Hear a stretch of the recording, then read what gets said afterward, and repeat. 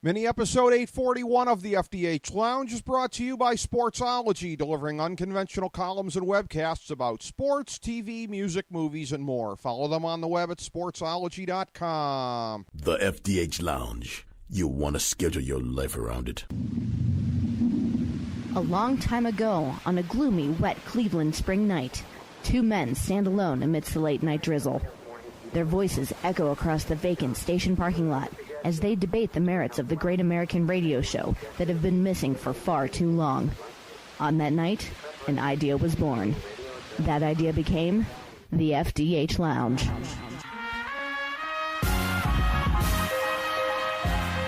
Welcome to the FDH Lounge. Welcome to FDH Lounge mini episode number 841. I'm FDH Managing Partner Rick Morris here with our preview of Better Call Saul episode 3.8.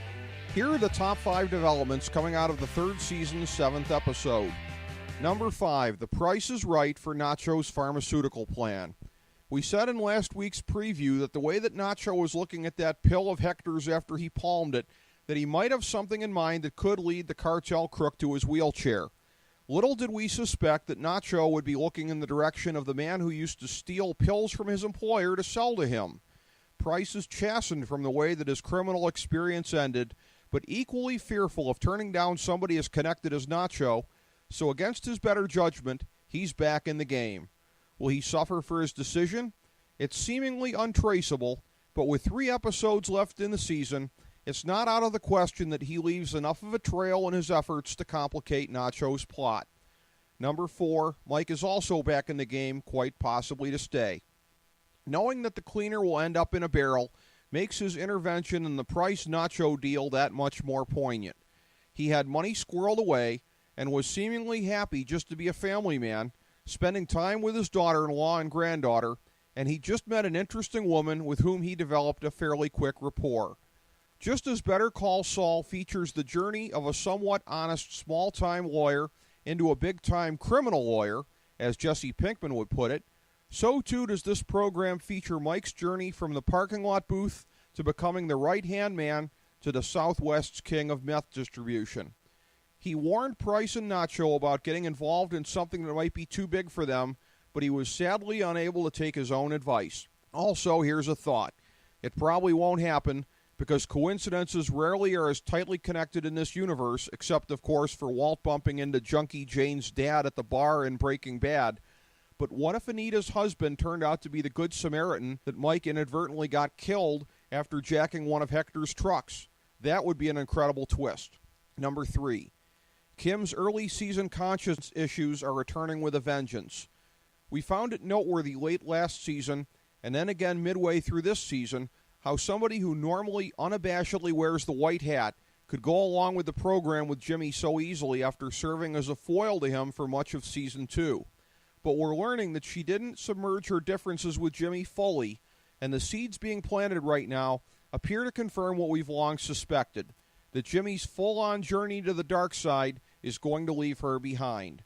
Even knowing everything that Chuck did to his brother and how he tried to take away Mesa Verde, which was her professional lifeline after leaving HHM, she still has room in her heart to feel pain about how thoroughly she and Jimmy destroyed him both personally and professionally. Equally crucially, she sees that Jimmy has no such qualms. She could live with Jimmy as the sometimes shady guy with a good heart, but now that his worldview is changing, she's not going to have room for somebody that, to her, will not have any true redeeming features left. Number 2, Nacho makes his big move. For a fairly cautious person, it was hard to see him going further than he already did and getting Tuco thrown in jail. But here we are, seeing him attempt to take out Hector, his fearsome and volatile boss. In both instances, he felt cornered by the aggression of his superiors, and in both instances, he has relied on Mike's wisdom to keep matters from getting out of control. At a stretch in the series where it seems like we're getting defining decisions and directions from Jimmy, Mike, and Kim, Nacho seems like one more character on the verge of a permanent turning point based on how his plot against Hector materializes.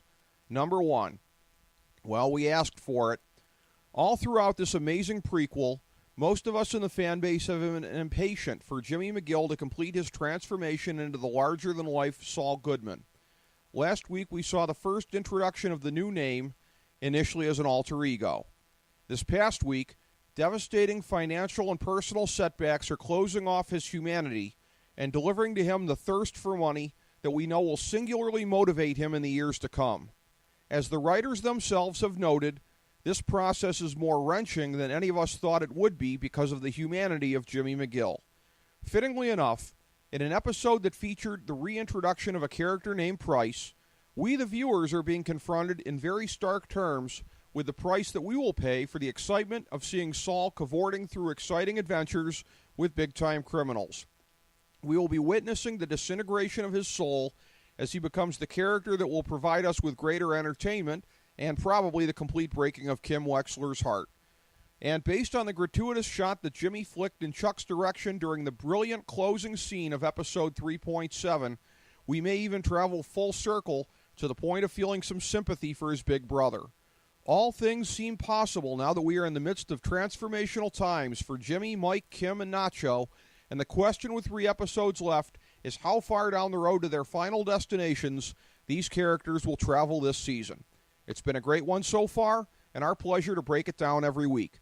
Thank you for joining us for this mini episode of the FDH Lounge. As we bring the show to a close, we would like to extend our deepest gratitude to NBC, CBS, ABC, Fox, all Clear Channel affiliates, TNT, TBS, USA, UPN, Deadspin.com, YouTube.com, YTMND.com, MySpace.com, various blogs, Fox News, CNN, CNBC, MSNBC, IamBoard.com, Billboard.com, Google.com, ESPN, ESPN2, ESPN News, ESPN Classic, NBA TV, NFL Network, Sports Time Ohio, Athlon Magazine, Comedy Central, Cartoon Network, The Boomerang Channel, QVC, BET, The Spice Channel, Steno Notebooks, Manwich, Papermate Office Supplies, waitresses, strippers, bartenders, garbage men, janitors, microwave popcorn, the writers of The Office, Scrubs, Entourage, My Name is Earl, Oz, Metalocalypse and the Boondocks, Aquafina, and the Periodic Table of Elements.